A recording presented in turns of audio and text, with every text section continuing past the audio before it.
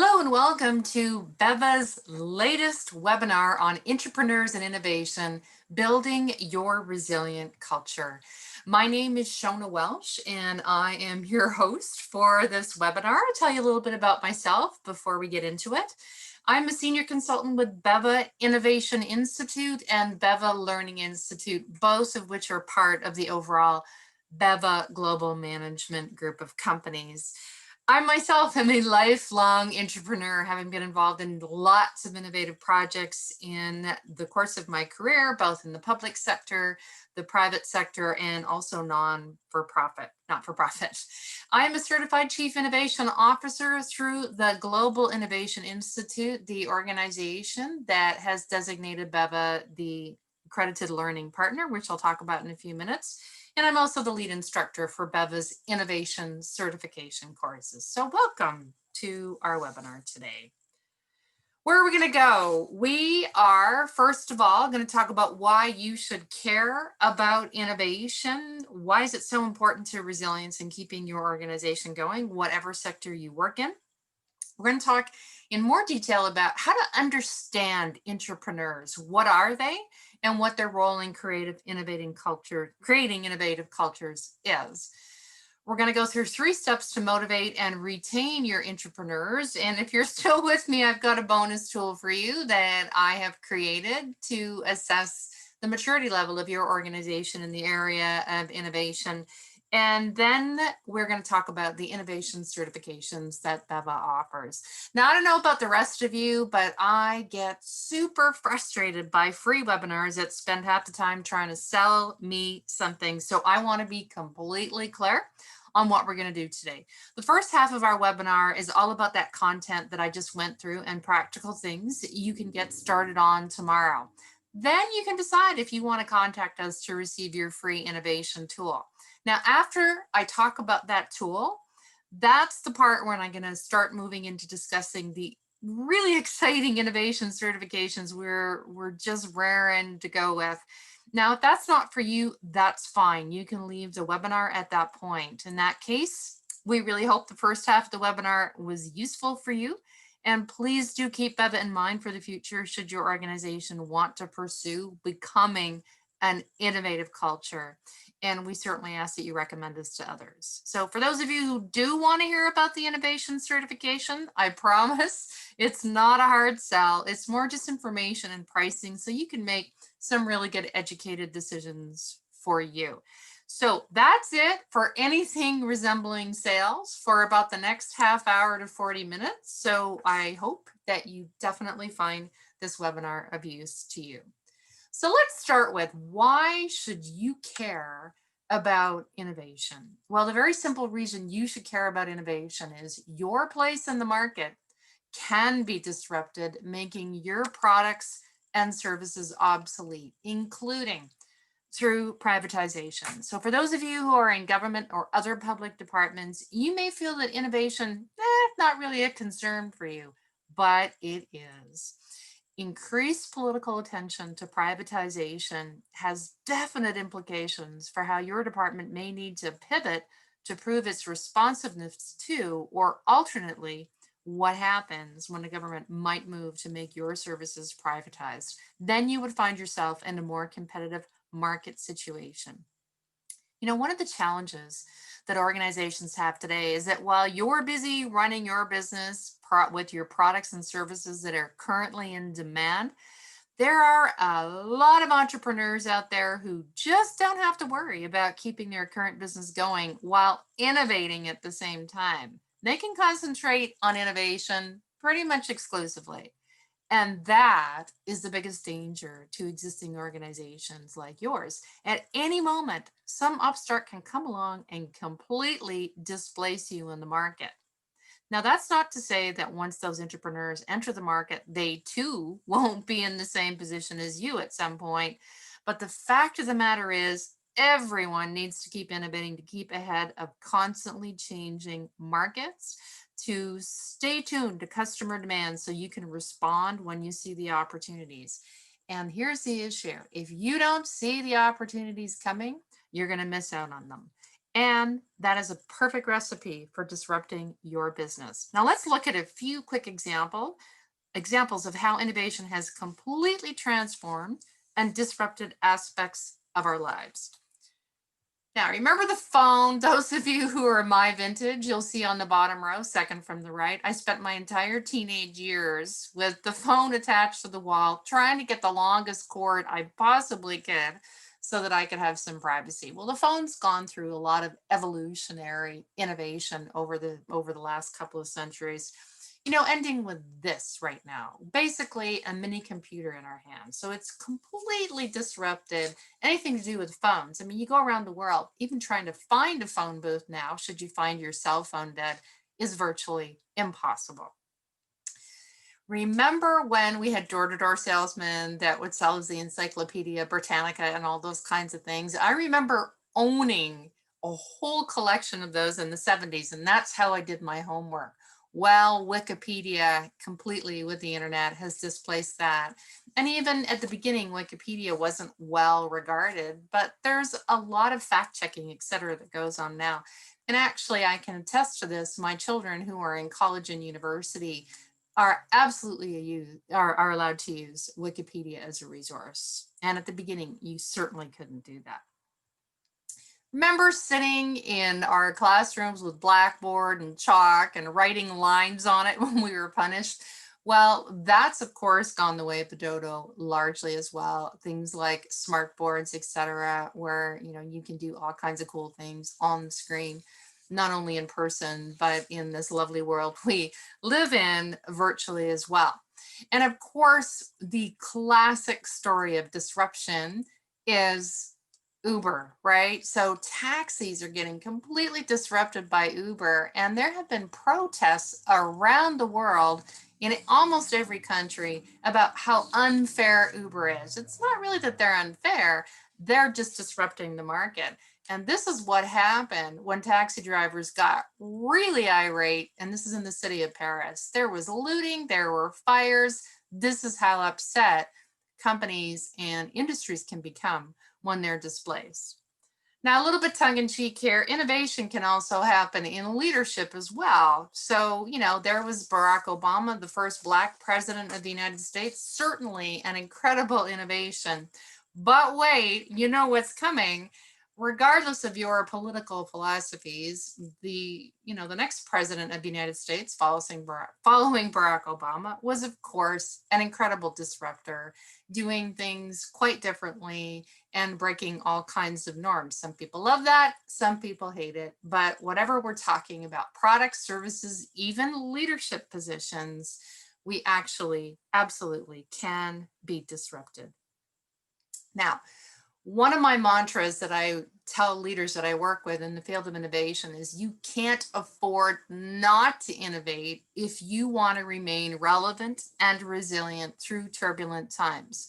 Remember Kodak, the film and camera company? It used to lead the market for cameras, for processing films, etc. They actually did not see a future in digital technology, much to their misfortune. And now Kodak is, well, pretty much non-existent in the camera world.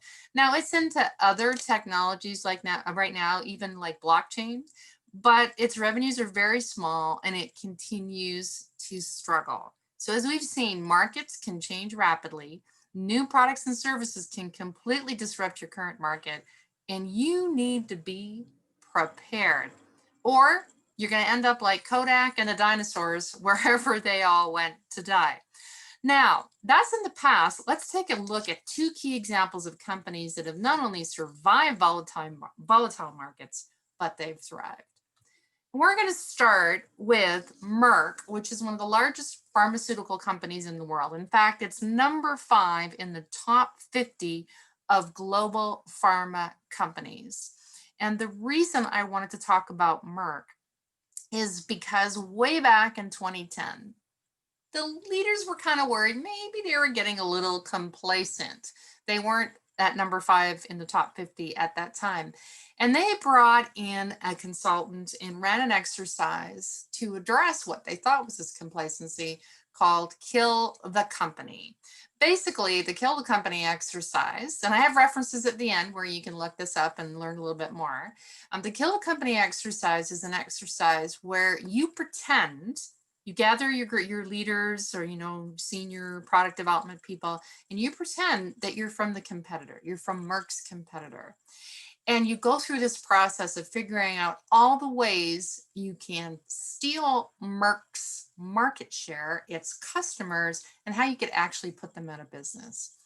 And it was a very eye-opening exercise that's a very powerful one in any organization, because when you realize what your competitors can do to knock you out of the market, never mind all those entrepreneurs out there that might be coming up with a completely revolutionary new thing that will steal or disrupt your markets, it becomes pretty critical that you value innovation. And in fact, that's exactly what the leader of Merck said at the end of that day. Oh my goodness, we can't afford not to innovate, or we're going to find ourselves in a lot of trouble.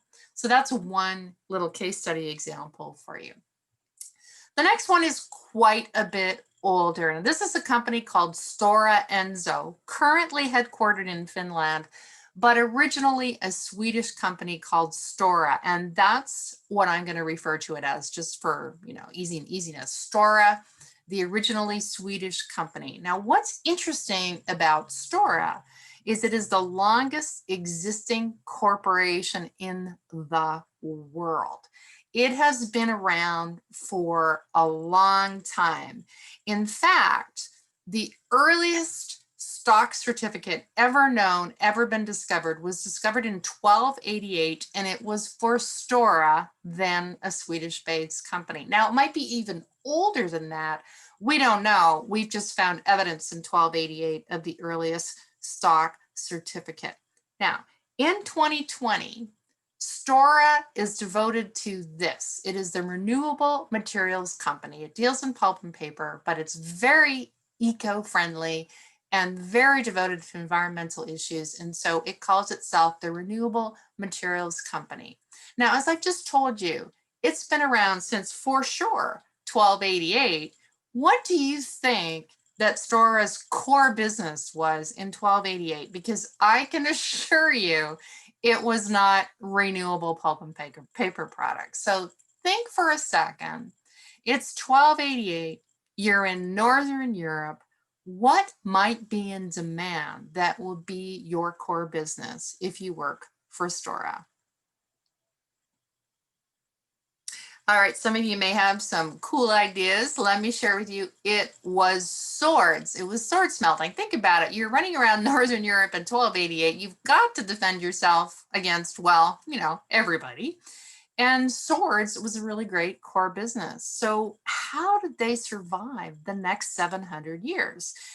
Well, one of the ways they survived was, of course, through innovation. And I'm not going to go into, we don't have time to go through 700 years of how Stora kept reinventing itself and completely changing its core business to respond to its market, and in some cases, respond to disruptors and be the disruptors themselves. They went from being a sword company in 1288, producing swords, to 2020 being all about renewable materials.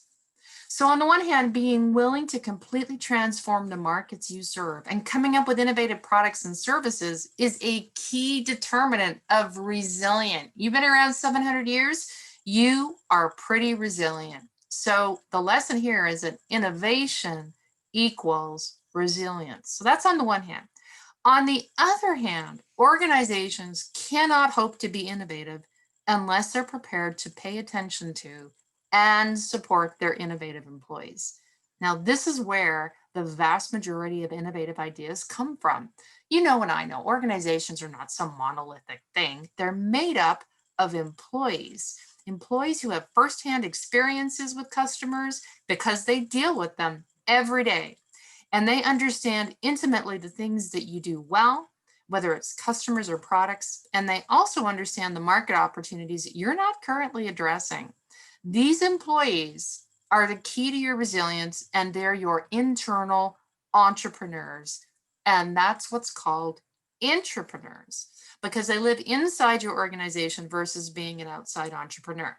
Now, I want to take a deeper dive into understanding entrepreneurs, why they're the key to your organization's resilience, and challenges you will need to address to keep them engaged.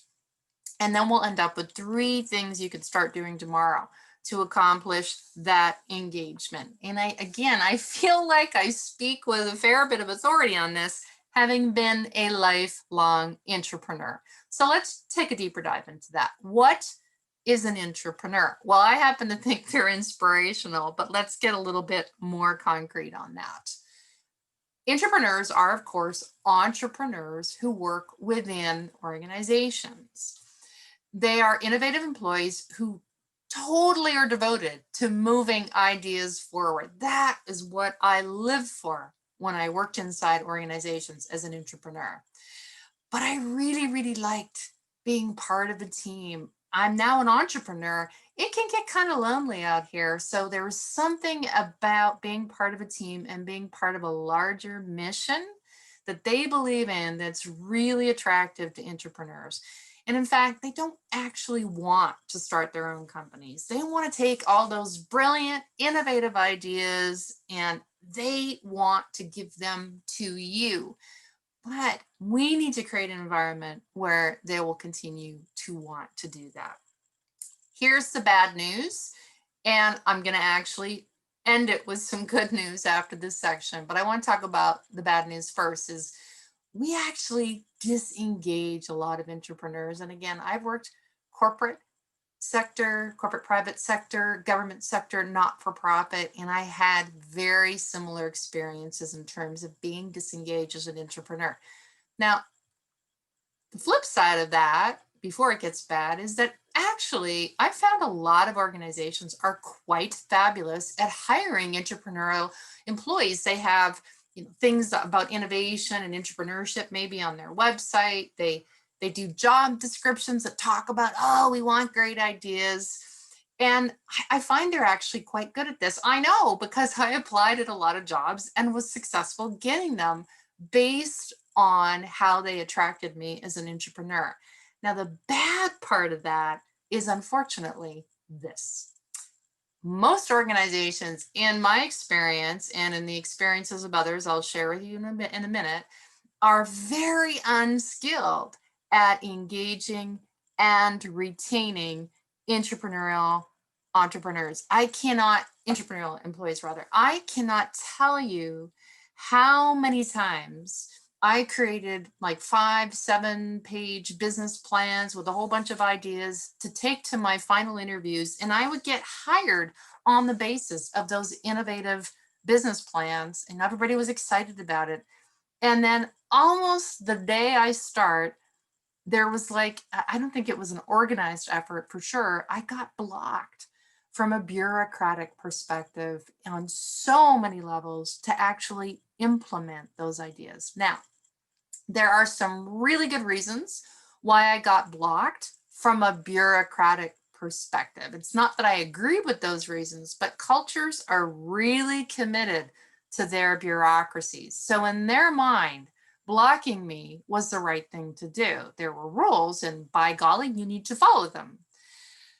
There were no good reasons for why I got blocked from an innovation perspective. And as we'll see, one of the biggest killers of innovation is bureaucracy, all the rules and regulations that stifle creativity. You simply cannot be innovative if you apply the same bureaucratic rules to your entrepreneurs. Now, before we go further, I just want to say this. It is definitely a balance in any organization between bureaucracy and innovation. But the trick is to find that right balance. And so I'm hoping for the rest of the webinar, I'll be able to share some thoughts with you about how. I'm going to start with a picture that I love to show leaders, and it usually takes them about 2 or 3 seconds to see that this beautiful picture of leaping graceful dolphins in a pool is actually alongside a horse who is madly paddling, trying to keep up with all these wonderful dolphins. And I show this picture because it's amusing, but it absolutely captures how an entrepreneur like me often felt in the face of everybody else who seemed to be doing just fine with bureaucracy. And I'd always feel out of step and certainly not in the best environment for me as an entrepreneur. I'll get into a more detailed descriptions of the skills and character traits that entrepreneurs bring to their organization in a minute, but I think this is worth lingering on this slide because this is one of the prime reasons for feeling disengaged. Well, you hired me to do all these cool things, and now you're keeping me in the pool when what I really need is to be set free to madly dash across the plains with that freedom and all the freedom that actually, you know, was given to me as an entrepreneur. So let's talk a little bit about how entrepreneurs show up at work and what some of their skill sets are.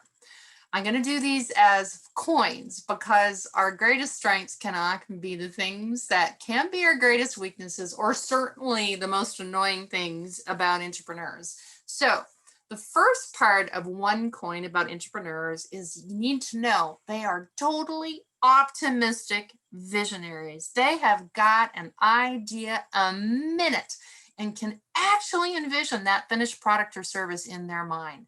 This is their lifeblood, ideas.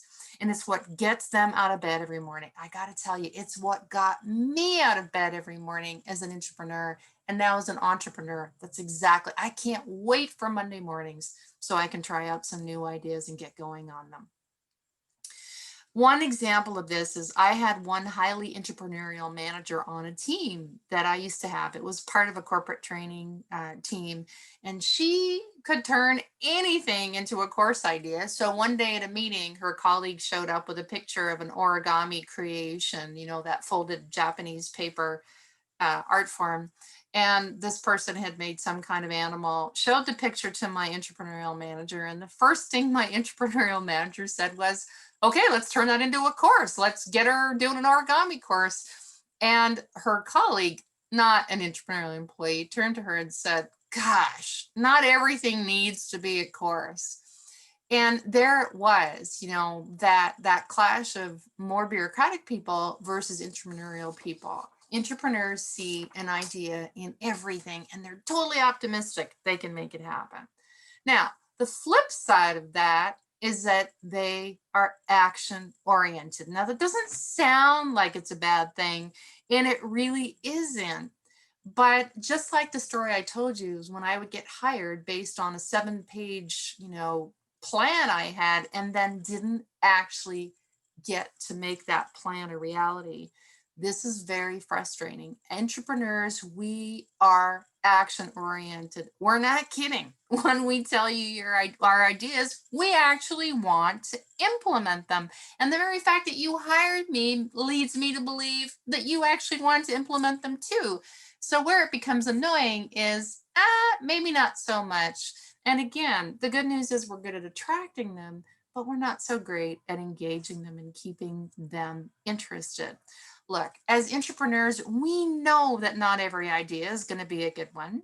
We simply want the opportunity to think that idea through, create a plan, and try it out.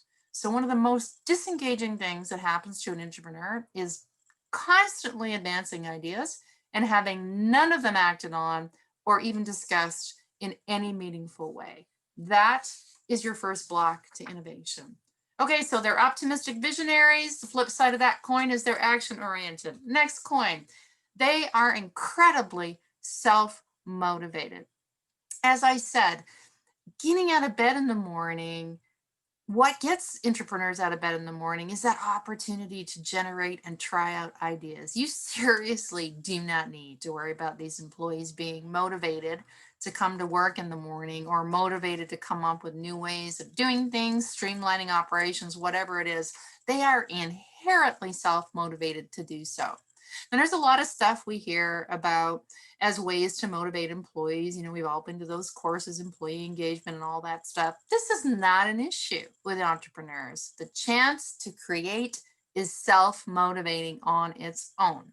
As mentioned, the challenge becomes when those ideas are constantly disregarded. It's not that they lose that self-motivation. They never lose that. They just don't marshal that self-motivation in the service of your organization anymore.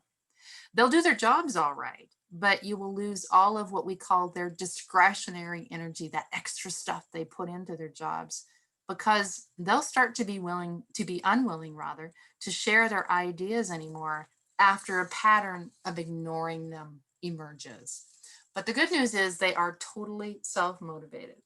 The flip side of that coin is, and this sounds like a good thing, confident. They're confident in their ideas, but this is where they can also be annoying. So on the one hand, we're confident. On the other hand, I have had many a boss in my career who certainly found this irritating. We are not the easiest employees to lead because we're always asking what's happening, what the next thing is. And we need to have our ideas recognized and channeled. And once you can figure out how to do that by getting to know your entrepreneur and creating a culture where you can help them do that, it will definitely pay big dividends. We're most of the time pretty sure we can make something happen. We really don't question it. And that's where the confidence comes from, but it can also be irritating to people. Okay, next coin is entrepreneurs. As I've mentioned, we have an idea a minute. We're very creative, and all of those ideas have to come from somewhere. And entrepreneurs often are making connections from a variety of sources that can result in new ideas from your organizations. You can, as an entrepreneur, see something that happens in the airline industry, for example, when we actually used to fly, and you might think it might apply to your industry. You can see how you would apply it. There's a great book called The Medici Effect that I would recommend to anybody. It's not on the reading list I'm going to give you later. The Medici Effect, as in, yes, that family in Italy in the Middle Ages. And it's all about how people can take ideas from different industries and different sectors and apply them to your own industry or sector. So that's how entrepreneurs are often creative. They take ideas from everywhere and apply them to your organization. The flip side of that, and this is the part can be irritating as well, is we as entrepreneurs are not afraid to take risks. Now, this is probably the personality trait that can feel the most threatening to colleagues and to leaders. Many of my ideas over the years were killed, not because they weren't good ideas, but because they were assessed as being too risky. Now, I want to talk for a few minutes about the concept of risk in the intrapreneurial and entrepreneurial worlds. It is quite a common perception that entrepreneurs and their entrepreneurial cousins will take all kinds of unfettered risks that can have big payoffs, but can also result in huge and costly failures. Now, this is actually incorrect. It is a faulty perception. Study after study shows that entrepreneurs and intrapreneurs are actually a lot more thoughtful and cautious about risk than you would believe.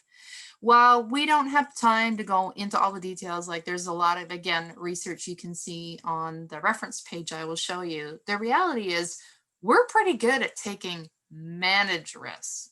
In other words, we've thought through all the risks and have created mitigation plans for each one.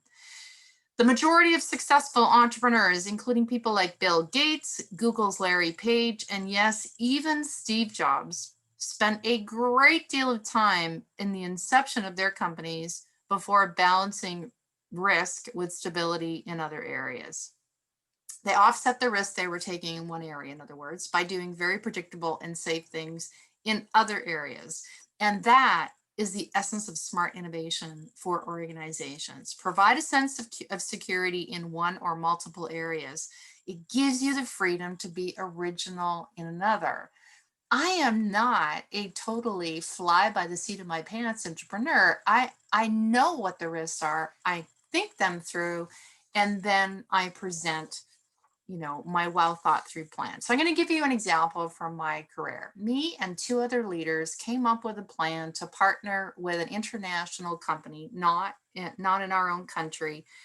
And it was quite revolutionary. And we were going to be the first company of our kind in Canada, in my home country, that would be doing this. It was so exciting. And we flew to this other country and we talked to the leaders there, and they came to our company, and we had all kinds of great meetings. And they met with our CEO, all this kind of, it was great. We were so excited. It was going to be this truly, truly innovative thing.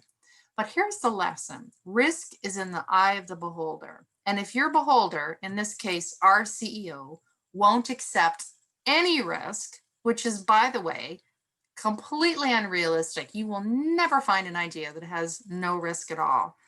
If you've got a CEO like that, that won't accept any risk, if you are that CEO that won't accept any risk, then you can kiss goodbye to any meaningful innovation in your organization.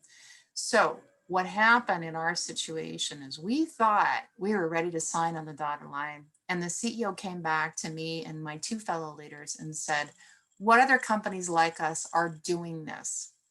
And we said, nobody. We will be the first. We totally will be the innovators, which is what our CEO told us she wanted.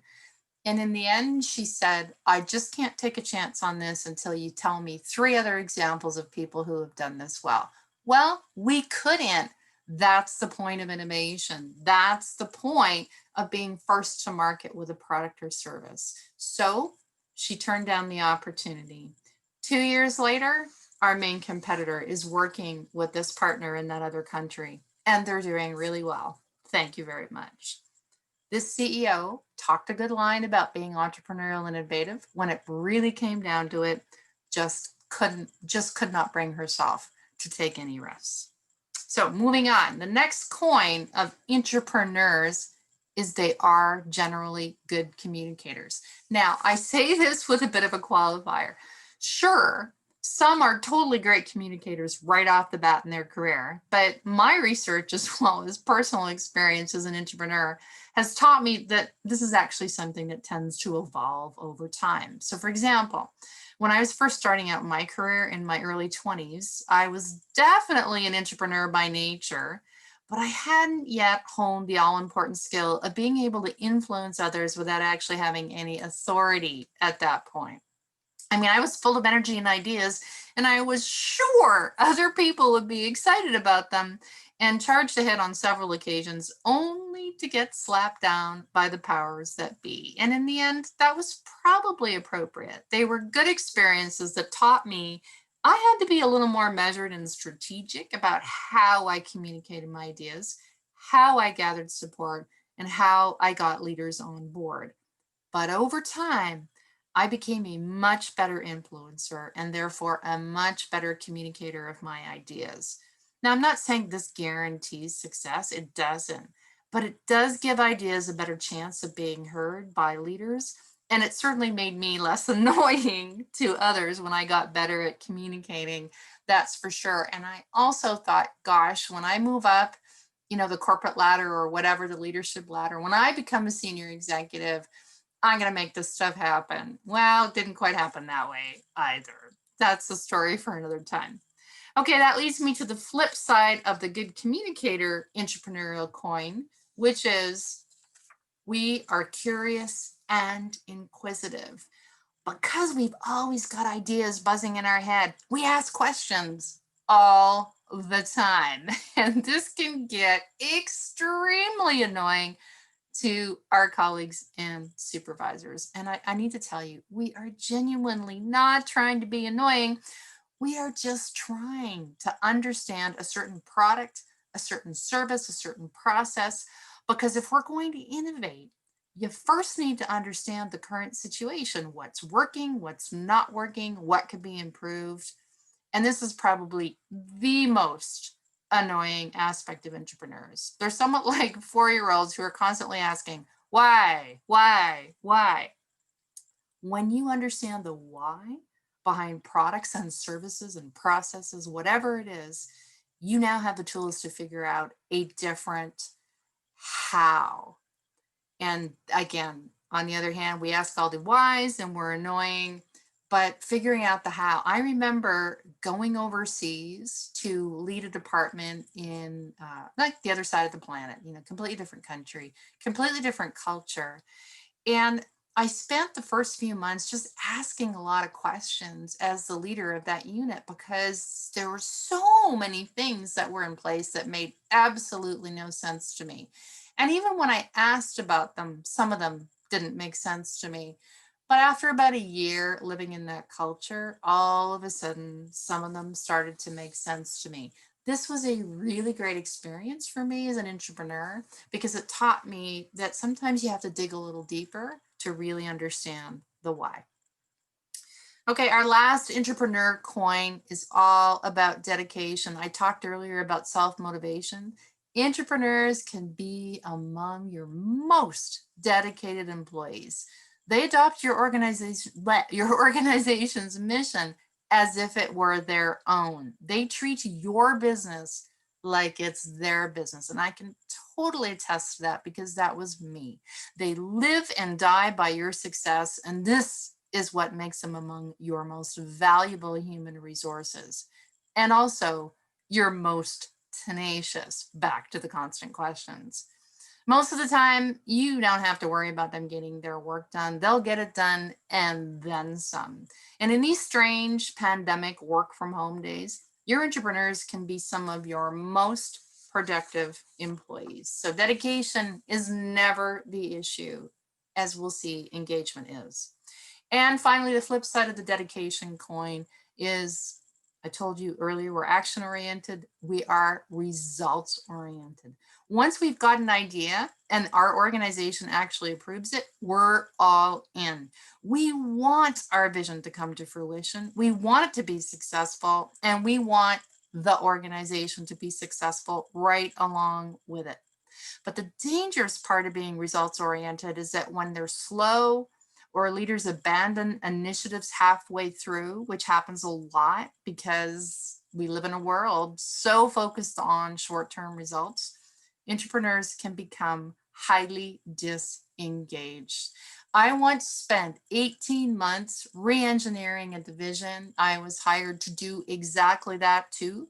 It was excruciatingly slow. There was so many different, stakeholders to influence, but I could finally see the end of the tunnel. So 18 months later, however painful that was for me, we were ready to roll. I had hired a new team for new positions I had created that would really position us to take innovation to the next level. And at the same time, we were meeting our results. Well, I went on vacation for 10 days, and when I came back, the leadership team that I work with, including the CEO, had decided, no, we don't want to do that. We're going to go right back to the original model. I left. I spent 18 hard slogging months trying to transform the organization only to see my results dashed to the ground, really because it was, I think, more a devotion to short-term results versus long-term. It took me 18 months to position us to get long-term results, and the short-term results would start to come in probably within the next 6 months after that. But again, it's a common story. It was abandoned at that point. Okay, now we've seen a good overview of entrepreneurs' qualities. I'd like to summarize this section with one overarching observation. If you have entrepreneurial employees who are constantly asking questions and advancing ideas, yes, they may be annoying, but they're definitely worth listening to. The real problem comes in when you have such employees and they used to ask you a lot of questions and offer ideas, but now they've gone silent. They haven't suddenly stopped being entrepreneurs. They've just stopped being entrepreneurs for you. They've realized your organization just is not open to innovation. And while they will continue to do their job, that's all they will do. You can put a very safe bet on the fact they're actively looking to leave. I know, because I've been there about 100 times. And the more experience I got in my career, the better I got at recognizing when an organization's culture simply was not going to honor my entrepreneurial tendencies. And I'm not saying that I left immediately all the time. I had 5 kids to provide for, but I did leave eventually, always. And sometimes I took my great ideas to competitors who were open to innovation. Okay, so far I've shared some personal experiences as an entrepreneur along with other people's research. Now I'd like to share my personal research with you. It's all about why entrepreneurs become disengaged. And what I've done over the last 2-3 years is I've talked to over 200 entrepreneurs at every level of the organization, from frontline entrepreneurs to C-suite executive entrepreneurs. And I want to share with you the top 5 things I've learned in no particular order about why they're feeling disengaged in their organizations. These will be familiar themes to you now that we've gone through a profile of a typical entrepreneur.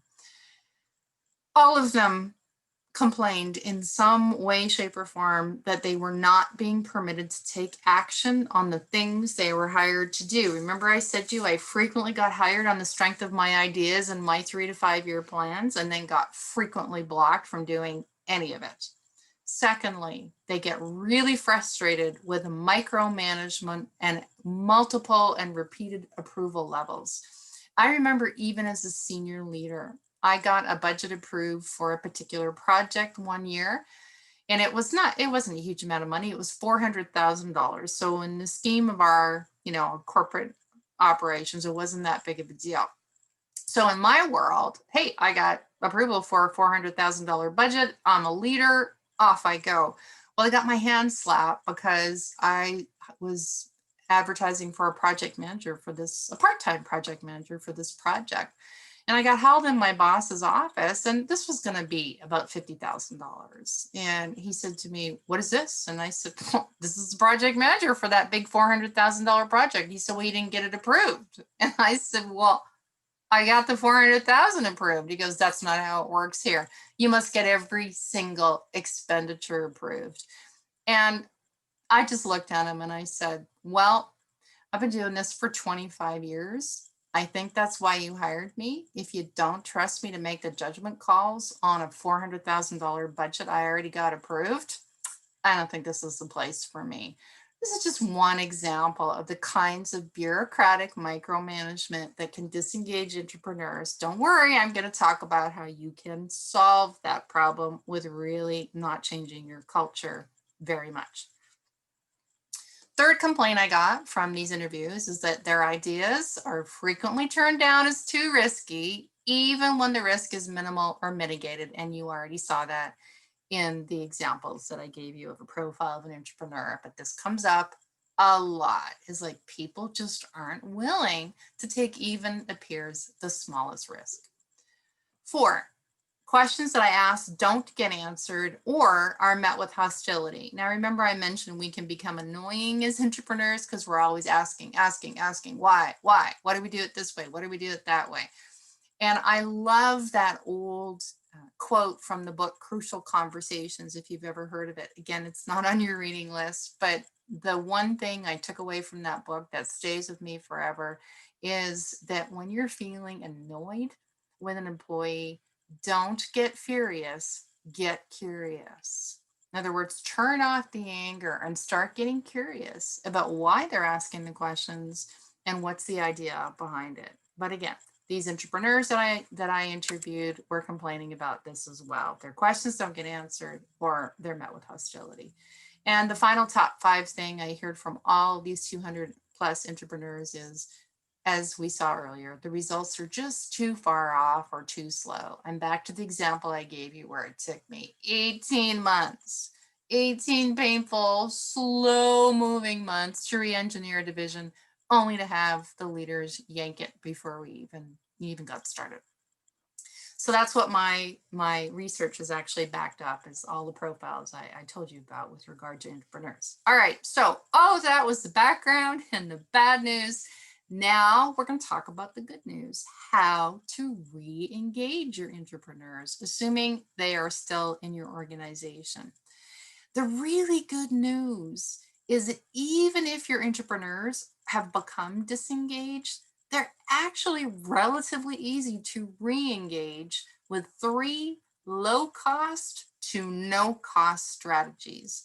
Now, many organizations can't just go out and spend a lot of money on whole scale culture change and innovation spaces and technologies and all that.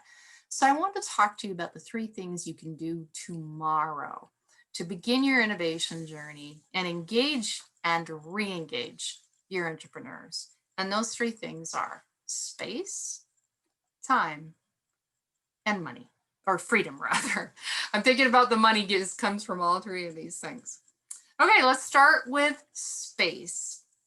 Now, you can see two examples of innovation labs, innovation spaces that a couple of large corporations have implemented. I am not suggesting you do anything close to this. Like I said, it has to be low cost or no cost to you. I'm just giving you a couple of pictures of what that can look like.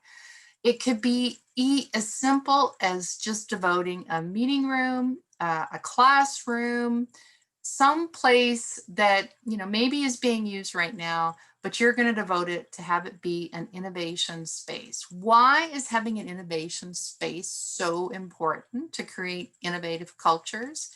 Because it's a place where your entrepreneurs can go to share ideas with like-minded colleagues and brainstorm, and they get away from their day-to-day time and grind. So they've got a place to go. It's also a signal to your brain that, hey, I'm not sitting at my desk doing my usual stuff. I got this new, exciting, creative place to go where I might have, fun things like crafting, whatever to create. And I'm also going to meet with like-minded people. So again, it might take creating a meeting room, totally designating that as your innovation space. And you know what? If your admin group has to walk a little further down the hall to get to the next meeting room, then so be it. And I understand, I've worked in a lot of organizations where space is a premium, but you can't, again, not afford to have these spaces where your entrepreneurs feel like they've got that creative time. All right, so that moves us into the actual issue of time. I would highly recommend that you give your entrepreneurs dedicated time every week where they can go to those spaces, or even if you aren't having a space that's accessible to everybody, just time that's devoted to creating. I would recommend, if you can do it, 1 day a week. 1 day a week can go a long way to not only re-engaging your entrepreneurs, but motivating and exciting them. They will be thrilled to do their regular job for the other 4 days of the week. But if you give them just 1 day where they feel free to create and let their imagination go wild and think about all the cool things you could do differently to serve your customers, new products, new services, they will pay you back in huge dividends and incredible loyalty, because remember, entrepreneurs view the company as their own. And that brings us to the very obvious third thing, which is freedom. And in this case, particularly, it's freedom from bureaucracy. And I've mentioned this a couple of times in the webinar. One of the biggest errors organizations make when establishing innovation teams and spaces is that they require those teams to abide by the usual bureaucratic rules as the rest of the organization. Nothing will kill innovation faster, and nothing will kill entrepreneurs' enthusiasm faster than being bound by the same rules. Please don't misunderstand me. I am not advocating for a free-for-all. There has to be accountability. There have to be certain structures and processes in place for the whole innovation process. But if you insist that people have the same, like, 5 levels of approval, or this form and that form that they have to fill out, it's just not going to work. And one great example is Lockheed Martin, which back during the Second World War had to come up with a new design for a fighter jet, and they had to do it quickly because we had to win the war. And they created their own innovation team, which is now quite famous, called Skunk Works. There's a whole story behind it, doesn't matter. But Skunk Works were a group of innovative entrepreneurs that were given separate space, devoted time, and freedom from a whole range of bureaucratic micromanaging rules so that they had the time, space, and freedom to create, and create they did. So those are your three things you can do. And again, space could just be a meeting room. Time could be 1 day a week. Heck, start with half a day a week and you'll still get results. And remember, the bureaucracy, the rules needs to be kept to a minimum so that people will feel free to create. I want to end this part of the webinar with what I am calling the Intrapreneurs Mantra. I'll just give you a second to look at this Far Side cartoon. Take it in.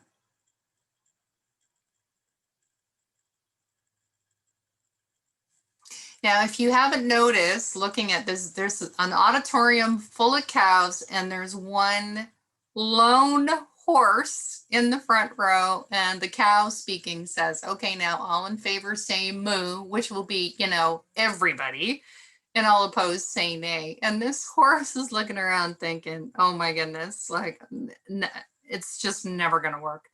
And that's, again, how an entrepreneur can often feel. Now, why am I showing you this cartoon? Very early in my career, I was working in a really rule-bound, old-fashioned organization. And one of the vice presidents I worked with recognized me as a kindred spirit because he too was a fellow entrepreneur, and he became a real mentor to me. Now, unfortunately, he left only 6 months after I joined that company because he himself was feeling stifled. But on his last day, he called me into his office and he gave me this Far Side cartoon. He'd cut it out of the newspaper that weekend. And I still have the newsprint version of this cartoon to this day. And as he handed me the cartoon, he said, Shona, as you move through your career, I never want you to lose your enthusiasm and ideas. It will feel lonely at times, but stay the course and always remember this one thing. Just because you're outnumbered does not mean you're wrong.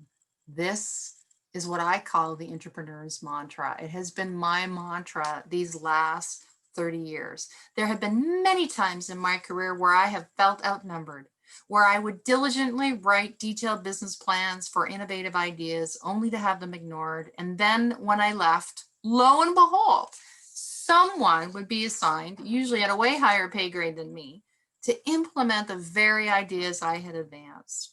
I cannot tell you how many times former staff members have phoned me several months after I left, totally irritated that the very plans I left behind were being implemented by others. And that's okay. I do feel good that I left behind good ideas that benefited those organizations. The real tragedy, to be honest, is that when we lose entrepreneurs, we also lose a long-term impact of even more ideas.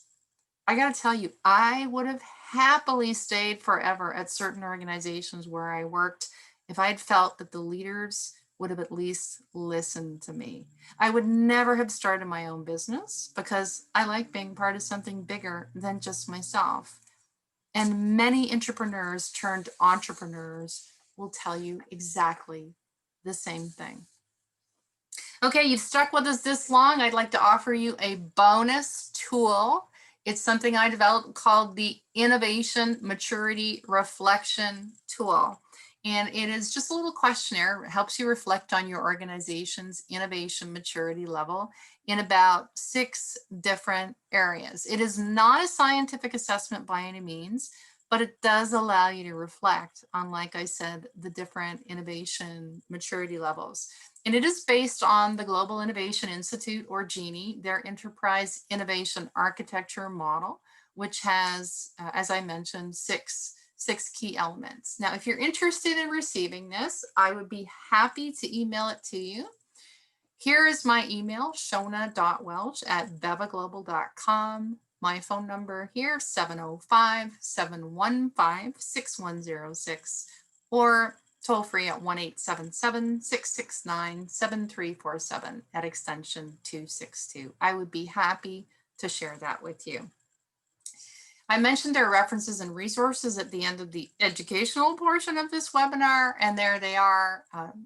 The Living Company, the second bullet point under books, it's an old one, but it is a classic. And then there are a few other books written by me, written by others, some websites for you to go to that I've used to put together this webinar. And then finally, I did take some content from training programs that I developed, including my mentorpreneurship program.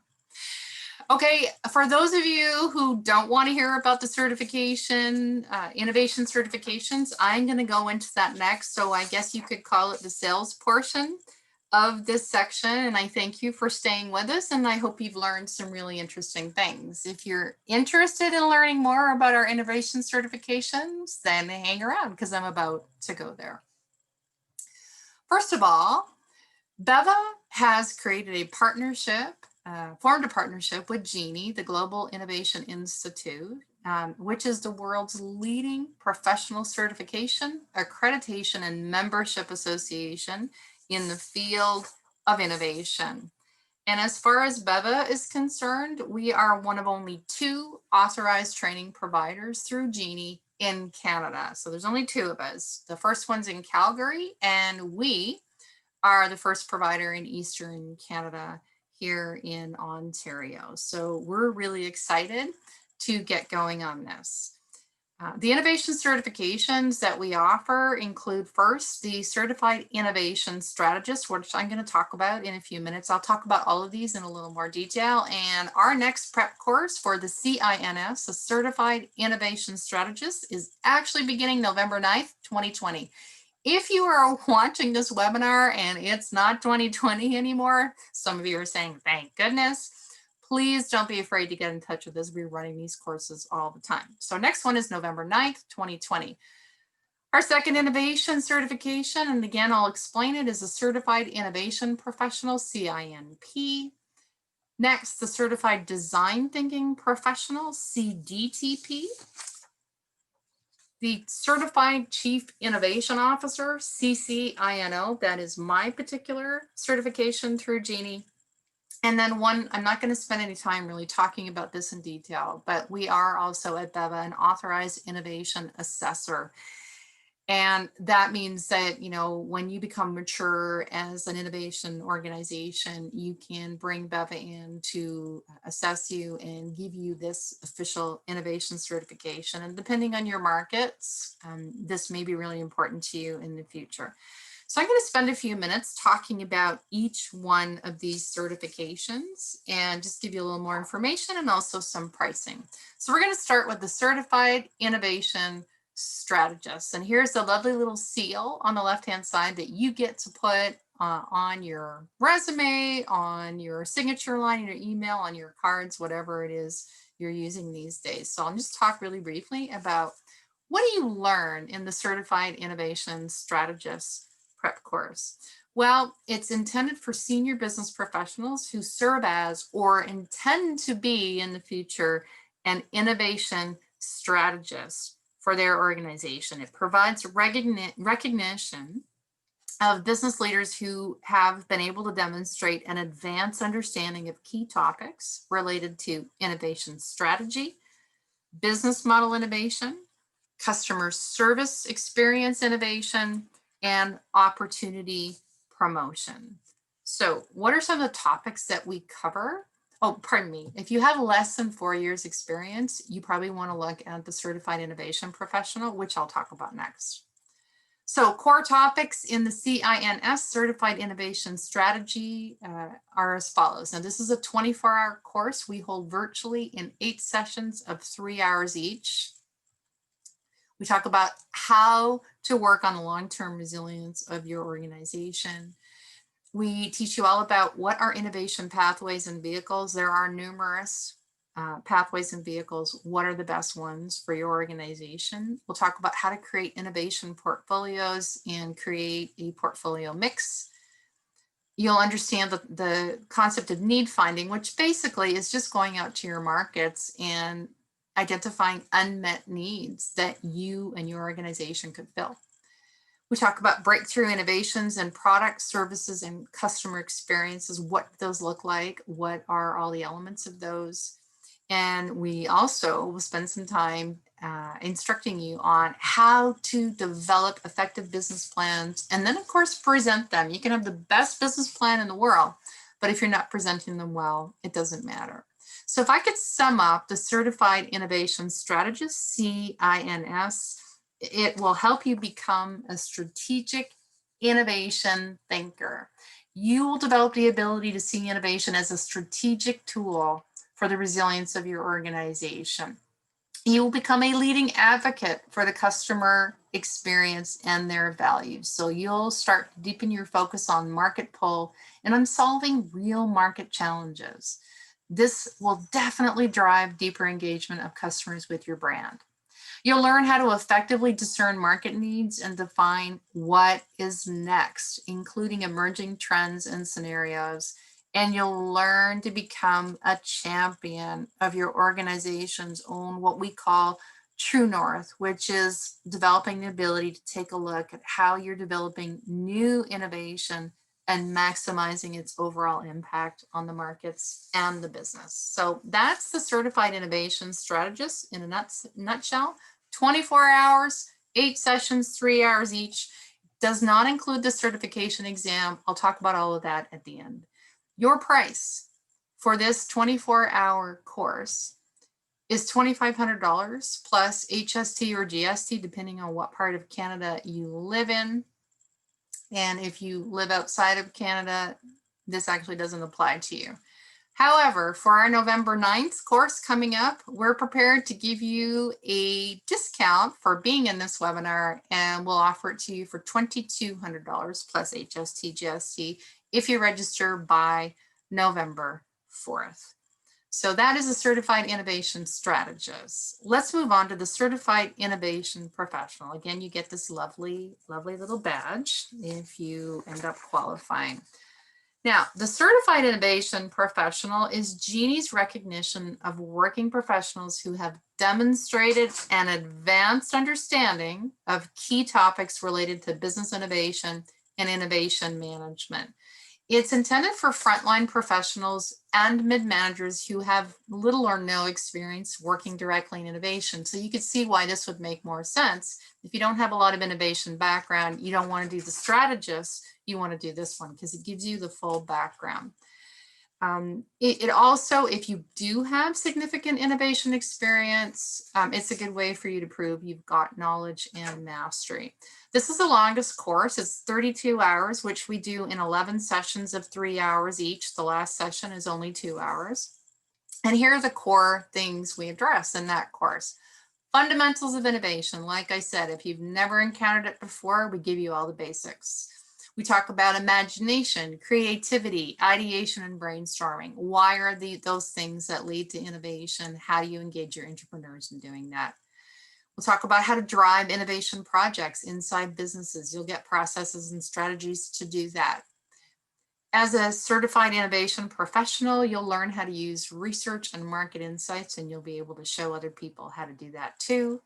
You will employ design thinking methodologies. There's a whole other, the next page is all about certification and design thinking. You don't need certification in design thinking to do it, but we will teach you all the design thinking methodologies in the CINP certification.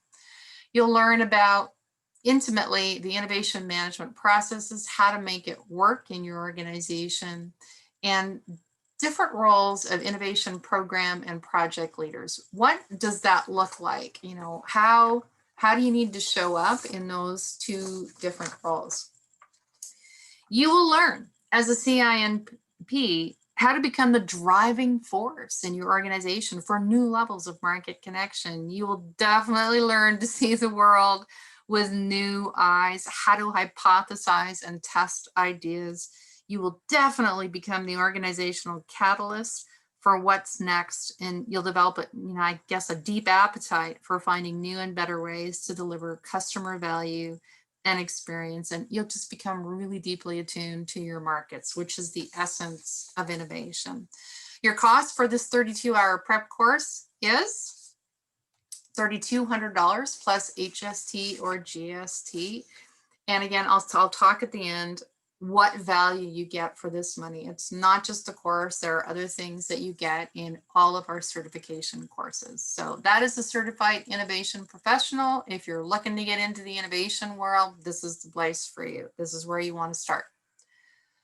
The third certification, I mentioned design thinking. This is the CDTP, the Certified Design Thinking Professional, and it's Genie's recognition of innovation professionals who have demonstrated an advanced understanding of key topics related to design thinking, also known as the human-centered design process, and also the methodologies behind them. It's intended for frontline professionals, again, and mid-managers. If you've got several years experience working directly with innovation, it allows you to take a deep dive into the design thinking process. And also anyone who wants to prove that they've demonstrated and understand that deep understanding of all those design thinking processes I mentioned. Like the CINS, it is a 24-hour course, 8 sessions of 3 hours each online. We get into the human-centered design philosophy in a very deep way, the design thinking process that arises from that. We will go into great detail about observation methods, questioning methods, experimental methods, and study methods, which are all the things that really make up that whole design thinking process. So in 24 hours, we're going to cover a lot of ground. And finally, one really great thing about this course is there's a lot of hands-on practice with selected design methods. What will happen to you through the course of this certification? You will become a powerful voice for customer empathy, and you will learn how to leverage that empathy and the insights to deliver greater value. You'll learn how to get to the real problem behind the problem. There are perceived problems, and then, there's what's actually going on. And you'll use design thinking as a method for consistently de-risking your organization's innovation endeavors. You'll become a driving force for delivering winning brand experiences. You'll learn how to ensure that everything your organization does delivers a consistent and valued brand message. The cost for this 24-hour course, just like the CINS, is $2,500 plus HST, GST. And again, I'll talk at the end about the other valuable things you get for this fee. And that leads us to the last certification I'm going to talk about today, and it's the Certified Chief Innovation Officer. Genie's recognition of senior business leaders who have demonstrated an advanced understanding of key topics related to enterprise innovation, innovation strategy, innovation groups, spaces, management, and a whole load of other leading innovation practices. This is my certification. So again, it's executive level business leaders who serve as now or will be the chief innovation officer within a business. Now your title might be COO, whoever has been assigned at the executive level to serve in this role as a chief innovation officer. Again, it's usually seasoned business executives. You need at least 7 years of experience working in innovation in order to qualify for this eventual certification, which again is attained, just like all the others, through an exam after the prep course. And I will talk about that at the end. Core topics in this 24-hour course, again online, 3-hour sessions, 8 times. The core elements of enterprise-wide innovation. What does that have to look like if you are in the C-suite and you got to lead this stuff? We'll talk about strategic innovation. How do you lead innovation strategy? The pathways to vehicles, creating portfolios. We'll talk about a concept called a responsive growth strategy in terms of your products and services. And you'll take a deep dive into something I've mentioned before, which is what I based my innovation maturity tool on, which is something called the Enterprise Innovation Architecture created by Genie. And as I mentioned, there are 6 elements in that. We will talk about management and workplace innovation in a strategic sense. And finally, how do you develop and lead innovation maturity in your organization? So you will become through, or you can show that you are a strategic innovation thinker with this certification. So you will see innovation as a strategic tool for advancing the relevance, the growth, and most importantly, the resilience of your organization. You will become the driving force for ever improving innovation capabilities, and you'll understand how each of these levels brings with it certain capabilities and how each of these elements bring with it its own methodologies. Ultimately, you will become a force for engagement and change in the topic of innovation. And of course, you will be the champion of the innovation engine in your organization. The cost for the CCINO certification, again, 24-hour course, $2,500 plus GST, HST, depending on where you are. So there's one thing that applies, or several things that apply to all the innovation certifications I share with you today. All certification preparation courses I've talked about include the virtual training with a certified instructor. And as I mentioned at the beginning, I am the lead instructor for these certifications. You'll receive very intensive workshop materials, very, very detailed. You will walk away with all kinds of information. You will receive the Genie Applied Innovation Master Book, which is 850 pages. And if you are going to take the certification exams, you need this book. I spent a long time poring over this book to get my certification. You will also have access to one practice exam, which I found incredibly helpful when I was preparing for my certification exams. You can also buy extra ones if you want, but we will, for the fees I already told you about, also provide you with one practice exam. What's not included in the fees that I quoted are optional one-on-one and group coaching to prepare you for exams. These fees vary. They're in Canadian dollars. And by the way, all the prices I quoted you were in Canadian dollars. So if you're watching this from the US, bonus, you get a discount because of the exchange rate. So as I said, everything's in Canadian dollars. And if you feel you need some extra help and you want just to talk through concepts, we do offer the one-on-one or group coaching, and we can organize that for you on an on-demand basis. One note, all certification exams are completed not through BEVA, but through the Genie, the Global Innovation Institute testing site. You must register and pay in US dollars for the exams, and those payments must be made directly to Genie. It is their product, they own it. We are their authorized training partner.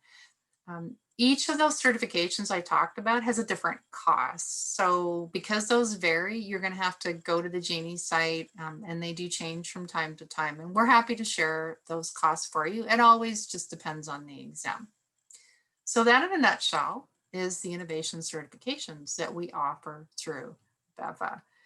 In terms of registration and information, if you want to register for the upcoming CINS prep course, as I said, November 9th. And again, if it's not 2020 anymore, please, you can still use the website and the email addresses below.